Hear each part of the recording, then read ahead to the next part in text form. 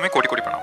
महाराज जी, इस जीवन के दो ही उद्देश्य रहे हैं, सांसारिक भोग एवं असमर्थ वृद्ध और रोगियों की सेवा। आपके और श्री जी की कृपा से जीवन में बहुत से बदलाव हुए हैं और भोग की वृत्ति भी थोड़ी थोड़ी कम हो रही है। प्रभु, जब हम किसी ईश्वर की प्रेरणा से किसी की सेवा करते हैं तो हम किसकी सेवा करते हैं? शरीर की, मन की, या अंदर बैठे भगवान की? भगवान तो सर्व समर्थशाली हैं, तो फिर उस समय तुम्हारा भाव क्या होता है?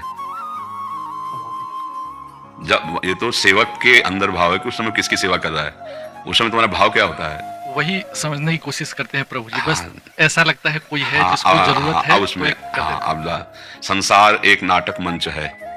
बिल्कुल एक एक अक्षर समझते जाना। संसार एक नाटक मंच है।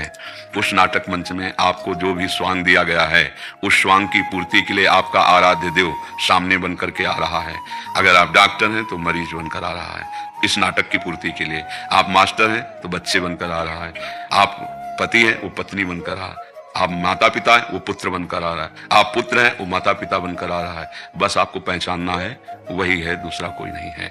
अब ये कि वो सर्व सामर्थ्यशाली भगवान, ये केवल तुमने बुद्धि से अभी सुना है, कान से सुन के, आपने अभी अनुभव नहीं किया है। जब आप अनुभव कर लोगे तो प्रश्न ही नहीं रहेगा, क्योंकि अभी आप सत्य मान रहे हो, इस शरीर को सत्य मान रहे हो, उस क्रिया को सत्य मान रहे हो जिसके प्रति सेवा कर बहुत दीन दुखी है।